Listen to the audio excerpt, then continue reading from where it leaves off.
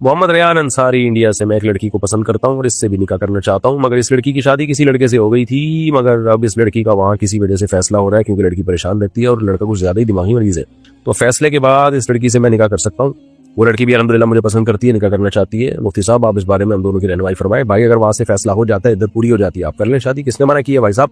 पुर्तगाल से किसी ने पूछा, मैं मुसलमान हूँ, शादीशुदा हूँ, अपनी लाइफ में खुश हूँ। वाह वाह वाह वाह, सुभान अल्लाह। लेकिन एक गैर मुस्लिम लड़की मुझसे कह रही है कि अगर तुम मुझसे शादी करोगे तो मैं मुसलमान हो जाऊंगी, अगर तुम नहीं करते तो मैं मुसलमान नहीं होंगी। ऐसी सूरत में मुझे क्या करना चाहिए? अगर मैं शादी नहीं करता तो कल क़यामत के दिन गुनहगार होऊंगा। अगर वो लड़की मुसलमान नहीं होती और इस तरह मर जाती है तो क़यामत के दिन इसका गुनाह मेरे सर पे होगा कि नहीं?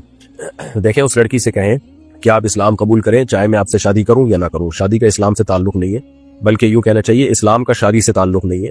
तो इस्लाम अगर दीन बरहक है तो आपने कबूल करना है, दीन बरहक नहीं है तो कबूल नहीं करना आपने, अगर आपको लगता है। तो हम तो यही कहेंगे दीन बरहक है, लिहाजा आप कबूल करें इस्लाम, तो उसको शादी से ना जोड़ें। बाकी ये कि बाज़ दफ़ा ये होता है लड़की को दिल से इस्लाम पसंद होता है, लेकिन उसको डर ये होता है कि अगर मैंने इस्लाम कबूल किया तो मुझे कोई सहारा देने वाला नहीं है, तो मुझ पर आजमाइशें बहुत आएंगी। तो ऐसी सूरत में गैर मुस्लिम लड़की मुसलमान लड़के से कहती है, भाई मैं इस्लाम लाती हूँ लेकिन मुझे कहीं सहारा तो मिले, मुझे कोई बीवी तो बनाए। तो अगर हम बीवी बनाने के लिए तैयार हो तो फिर मैं ये कुर्बानी देने के लिए तैयार हूँ, इस्लाम ले आऊंगी। अगर बीवी बनाने के लिए तैयार नहीं हो तो मैं ये आजमाइश में नहीं आ सकती। तो भाई उस खातून से कहें कि देखें अगर ये मसला है ना तो फिर आप इस्लाम कबूल कर लें, उसको जाहिर ना करें दुनिया के सामने। ये भी होता है बाज़ दफा ना कि इस्लाम कबूल कर लें, तो आपको पता है अगर बता दिया उसने तो बहुत मारते हैं रिश्तेदार, जान से भी मार देते हैं बाज़ दफा। तो उससे कहें लड़की से कि भाई तुम इस्लाम तो कबूल करो ना, कल मैं शहादत पढ़ लो, छुप छुप के नमाज पढ़ा करो, तो बाकी अल्लाह माफ करने वाला है। जब समझो कि भाई तुम में इतनी ताकत आ गई है तो फिर अपने इस्लाम को नुमाया कर दो, जाहिर कर दो। तो अगर इस पे भी एग्री हो जाती है ठीक है, लेकिन होता यही है कि बाज़ दफा लड़कियां ये कह रही होती हैं कि भाई कोई सहारा देगा तो हम मुसलमान होंगे। तो उनका मकसद ये नहीं होता कि हम शादी के लिए मुसलमान हो रहे हैं, बल्कि मकसद ये होता है कि हम मुसलमान तो हो ही रहे हैं लेकिन कोई सहारा दे तो हम फिर उसको ऐलान करें। तो अगर ऐसी सूरत हाल है तो फिर आपको शादी कर लेनी चाहिए, लेकिन नहीं करेंगे तो गुनाहगार नहीं होंगे आप। यानी ये नहीं होगा कि वो इस्लाम ना लाना आपके खाते में डाला जाएगा। हाँ, ये जरूर है कि एक महरूमी की बात हो जाएगी कि एक औरत को मुसलमान करने का मौका मिला था, आपने जाया कर दिया। नबी सल्लल्लाहु अलैहि वसल्लम ने फरमाया, ला यहदी अल्लाहु बिका रजुलन वाहिदन खैरुल लका मिन हुमरिन नाम, क्या अल्लाह तुम्हारे जरिए से किसी एक शख्स को भी हिदायत दे दे, सुर्ख ऊंटों से ज्यादा ये तुम्हारे लिए बेहतर है। सुर्ख ऊंट उस वक्त की यूं समझ लें कि BMW आप समझ लें, तो बहुत बड़ी नेमत है ये कि आपके जरिए अल्लाह किसी एक को हिदायत दे। तो ये तो मसला हो गया। बहरहाल आप शादी नहीं करते और वो कुफर में मरती है तो आप गुनाहगार नहीं होंगे, लेकिन कर लेते हैं तो आपको बहुत ज्यादा सवाब मिलेगा। लेकिन एक आखिरी बात ये कि अगर उस लड़की को इस्लाम दिल से पसंद नहीं है, सिर्फ शादी ही के चक्कर में कर रही है, यानी ऐसी सूरत हाल नहीं है जो मैंने बताई है कि उसको खतरात हो, इस्लाम लाने में या ना लाने में कोई खतरात ना हो उसको, तो महज आपसे शादी के चक्कर में कर रही है, फिर नहीं करें भाई। फिर बोले भाई इस्लाम अल्लाह का दीन है, इसके किसी की शादी से ताल्लुक नहीं है, तो इसलिए फिर बोले भाई तुम मुसलमान होना है हो, नहीं होना है नहीं हो, शादी मेरी मर्जी करना होगा करूंगा, नहीं करनी होगी नहीं करूंगा। अजीम साहब इंडिया से, क्या मैं अपने गैर मुस्लिम दोस्त को इनकी त्यौहार की मुबारकबाद दे सकता हूँ या नहीं? गैर मुस्लिमों की जो त्यौहार होते हैं ना, जो मजहबी त्यौहार होते हैं, उनमें किसी तरह से भी शिरकत जायज नहीं है, इल्ला ये कि आपको कोई खौफ हो खतरा हो, तो नॉर्मली इसकी इजाजत नहीं है। बस रिजर्व रहें, ना मुबारकबाद दें ना कोई गलत जुमला कहें कोई जबान से, कोई जिससे उसको तकलीफ हो। मोहम्मद अनस पाकिस्तान से, अगर कोई शख्स खुदा न ख्वास्ता किसी सैयद को गाली दे तो क्या वो काफिर हो जाएगा? क्या वो दायरे इस्लाम से खारिज हो जाएगा? बराए मेहरबानी रहनुमाई फरमाएं। नहीं भी ऐसा कुछ नहीं है। सैयद को सैयद होने की वजह से थोड़ी बुरा कह रहा होता है, उसके किसी बुरे अमल की वजह से कह रहा होता है। अब्दुल्ला रहमान मुल्तान से कहते हैं, मैं एक डॉक्टर हूँ, मेरी अहलिया मेरे निकाह में है लेकिन अभी रुखसती नहीं हुई, वो भी डॉक्टर है और हम दोनों एक दूसरे से बातचीत जब करते हैं तो मेरे जिस्म से पानी निकलता है जिसको मदी या मनी कहते हैं। मैंने आपकी वीडियो में सुना है कि आप फरमाते हैं कि ये नापाक नहीं है, जिस जगह पर लगे इस जगह को धो लें। नहीं जी, मैंने ऐसा कुछ नहीं कहा, ये नापाक है। अच्छा, जिस जगह पर लगे इस जगह को धो लें तो उन्हीं कपड़ों में नमाज पढ़ी जा सकती है, लेकिन मुफ्ती साहब अगर ये खुश्क हो जाए तो ये पता लगाना भी मुश्किल है कि कपड़े पर किस जगह लगा है, क्योंकि ये बिल्कुल पानी की तरह होती है, निशान नहीं छोड़ती, तो किस जगह को धोएं।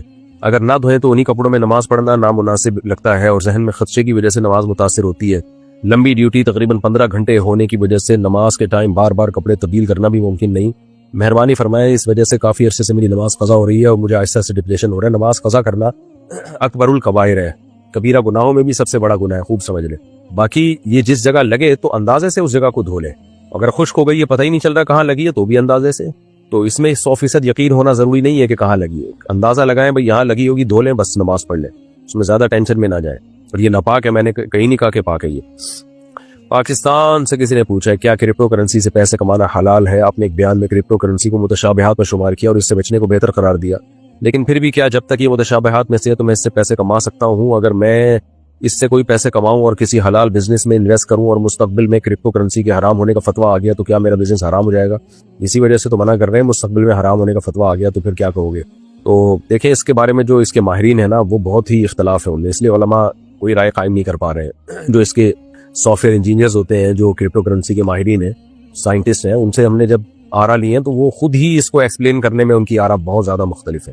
اس لیے میں نہیں کہہ رہا کہ حرام ہے یا حلال ہے، فتویٰ نہیں دے رہے ہم اس بارے میں، اور اسی وجہ سے نہیں دے رہے کہ آج ہم حلال کہہ دیں لوگ شروع کر دیں، کل ہم کہہ دیں حرام ہے تو ایک بیڑا غرق ہو جائے گا. آج ہم کہہ دیں حرام ہے اور لوگ بچے، کل ہم کہہ دیں حلال ہے تو لوگ کو کہیں گے لو بھائی آج ہم کتنا پیسہ کما لیتے. تو ایسی ہی چیزوں کے بارے میں حدیث میں آتا ہے الحلال ابین والحرام ابین، حلال حرام واضح، کچھ چیزیں متشابہات میں سے ہیں، مشتبہات میں سے. تو آپ صلی اللہ علیہ وسلم نے فرمایا جو مشتبہات میں سے بچے گا وہ اپنے آپ کو بچا لے گا. تو آپ دارالعلوم کورنگی رابطہ کریں، حضرت مفتی تقی عثمانی صاحب، اسی طرح جامع الرشید میں بھی دیگر جو سینئر علماء ہیں. ابھی تک کوئی مضبوط رائے نہیں ہے. کچھ جونیئر علماء نے جواز کا فتویٰ دیا ہے لیکن ان کی رائے پر سینئر علماء کو اطمینان نہیں ہے، تو اس لیے خاموشی اختیار کی گئی ہے. اس میں احتیاط یہی ہے کہ اس سے ایوائڈ کریں، اور اگر کسی کو کسی مفتی کی رائے پر اعتماد ہے تو اس کے فتوے پر وہ عمل کر سکتا ہے. کویت سے کسی نے پوچھا میں جس سے بھی محبت کرتا ہوں خواہ وہ کوئی بھی ہو تو خدا مجھ سے وہ چھین لیتا ہے، پتہ نہیں خدا مجھ سے کیا چاہتا ہے، خدا میرے ساتھ ایسا کیوں کرتا ہے؟ سمجھ میں نہیں آتا کہ خدا مجھ سے کیا چاہتا ہے. خدا آپ سے یہ چاہتا ہے کہ آپ صرف خدا سے محبت کریں.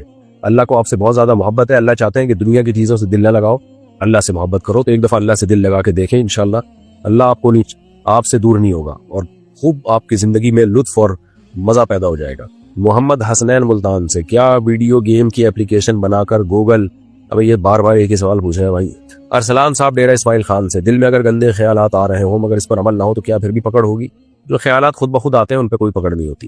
رحیم سمالانی کوئٹہ سے، اگر کوئی شخص اپنی بیوی سے جھگڑا کرتے ہوئے بول دے کہ ہمیں تم سے کوئی مطلب نہیں یا ہم سے مطلب مت رکھنا، حالانکہ اس کی نیت یہ نہ ہو کہ طلاق دوں یا پھر چھوڑ دوں، تو کیا اس طرح کہنے سے طلاق ہو جاتی ہے؟ نہیں ہوتی جی. اقرا آصف اتر پردیش انڈیا سے، 2 سال پہلے کی بات ہے، میں ایک رات اپنے بستر پہ لیٹی ہوئی تھی اور اچانک مجھے ایسا لگنے لگا جیسے بس ابھی میری موت ہو جائے گی. میں چاہتی تھی کہ مجھے اچھی حال میں موت آئے، اس لیے میں نے اٹھ کر 2 رکعت نفل نماز پڑھی، لیکن ایسا کچھ ہوا نہیں. لیکن مجھے پچھلے 2 سالوں سے ایسا محسوس ہو رہا ہے کہ بس اگلے ہی لمحے میری موت واقع ہو جائے گی. کبھی کبھی تو یہ بات اتنی یقینی ہوتی ہے کہ میں کلمہ پڑھنے لگتی ہوں. ہر رات میں جب سونے کے لیے بستر پر لیٹتی ہوں تو اس بات کا یقین ہوتا ہے کہ اگلی صبح میری آنکھ نہیں کھلے گی. اکثر میں اپنے خوابوں میں کسی نہ کسی کا جنازہ دیکھتی ہوں. ایک دفعہ تو میں نے دیکھا کہ میں اپنے ہی جنازے کے پاس کھڑی ہوں. ہر وقت موت کا ڈر رہنے کا کیا مطلب ہو سکتا ہے؟ میں اپنے خواب میں جو جنازے دیکھتی ہوں ان کی کیا تعبیر ہوگی؟ اپنے خواب میں خود کا جنازہ دیکھنے کی کیا تعبیر ہے؟ آپ کو ڈر کوئی خوف لاحق ہو گیا ہے سے جنازے ہول سیل کے حساب سے آپ کو نظر آ رہے ہیں. آپ فوری طور پر کسی اچھے سائیکالوجسٹ سے یا سائیکیٹرسٹ سے رابطہ کریں، وہ آپ کا علاج کر دے گا انشاءاللہ. صلو علی الحبیب. اور روحانی عاملوں کے چکر میں نہ پڑے، وہ بیڑا ہی غرق کر دیں گے. کسی ڈاکٹر کو دکھائے، ٹھیک ہو جائیں گی. کوئی ہوتا ہے وہ ہمارے دماغ میں کچھ کیمیکل اپ اینڈ ڈاؤن ہو جاتے ہیں، سیٹنگ آؤٹ ہو جاتی ہے، تو ڈاکٹر